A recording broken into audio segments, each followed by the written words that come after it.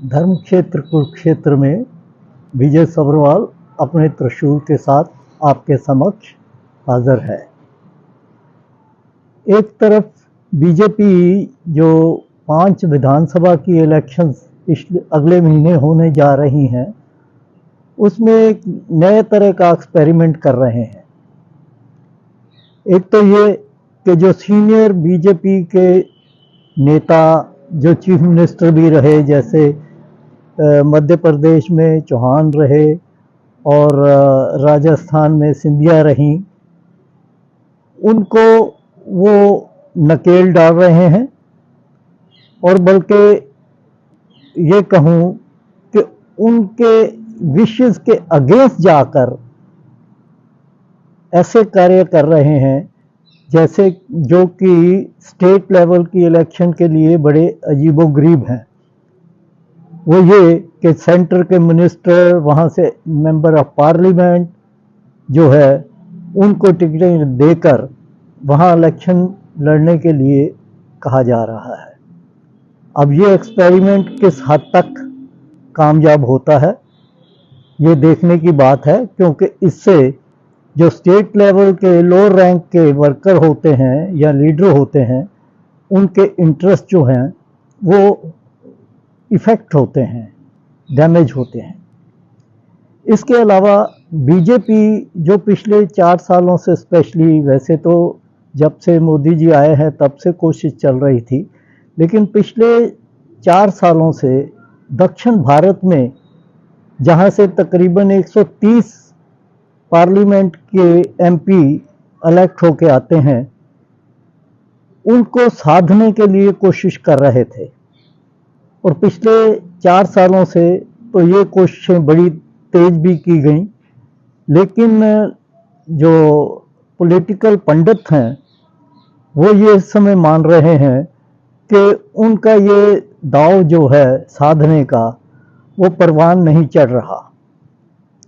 और इसी सिलसिले में मैं अलग अलग राज्य में जो इस समय पोजीशन साउथ में चल रही है वो बताना चाहूँगा।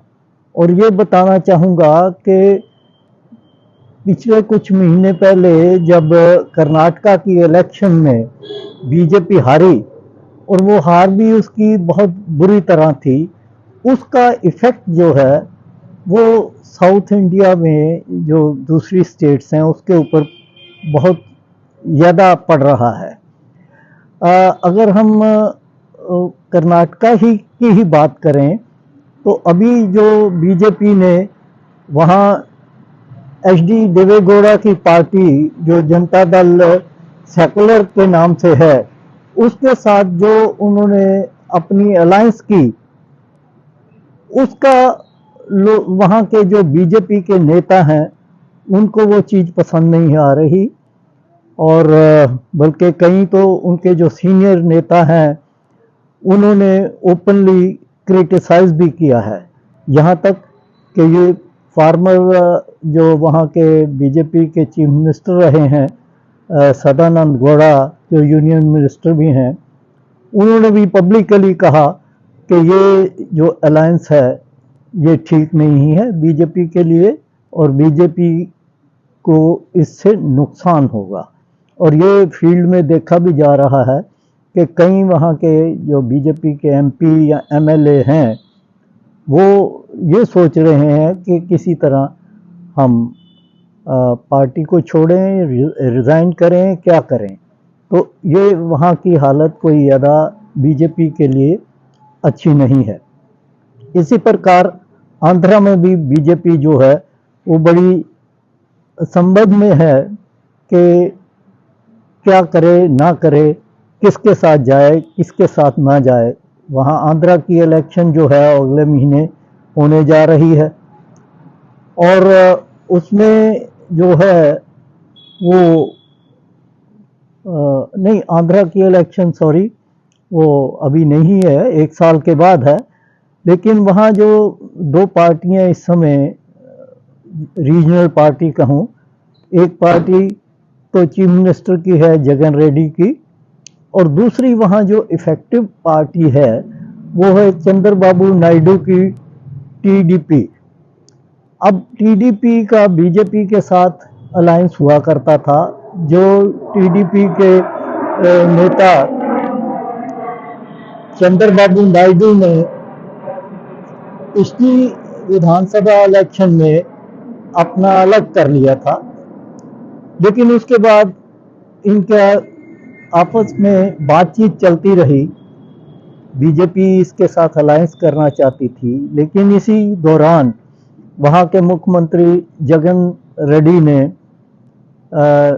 नायडू को करप्शन के केस में अरेस्ट करवा दिया। वो अभी भी जेल में है। अब बीजेपी के लिए समस्या ये बनी हुई है कि अगर वो नायडू के साथ अलायंस करते हैं तो वो करप्शन का चार्ज भी लगता है कि करप्ट चीफ मिनिस्टर के साथ अलायंस की है।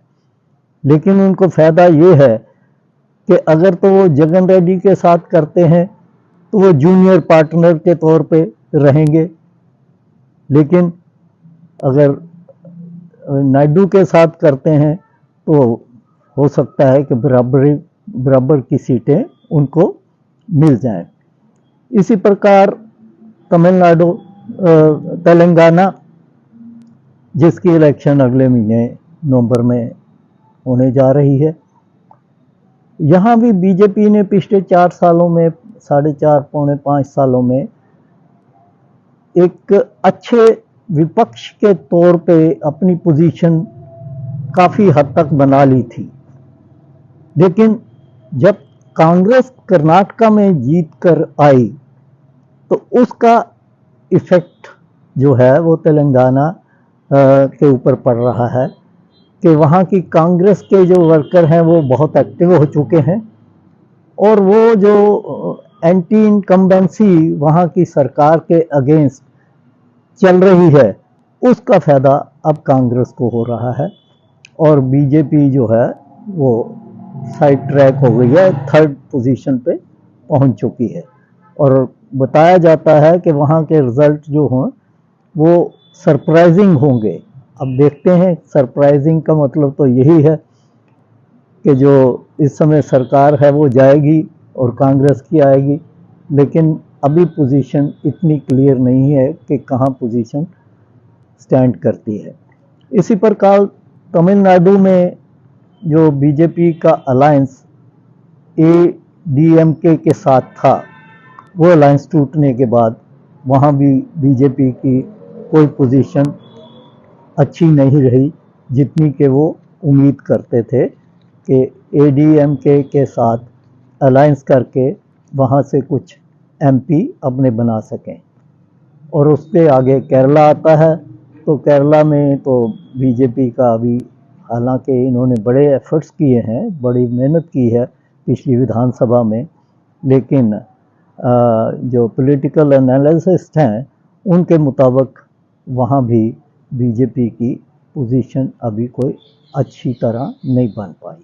तो ये एक समरी है साउथ इंडिया की पार्लियामेंट के लिए।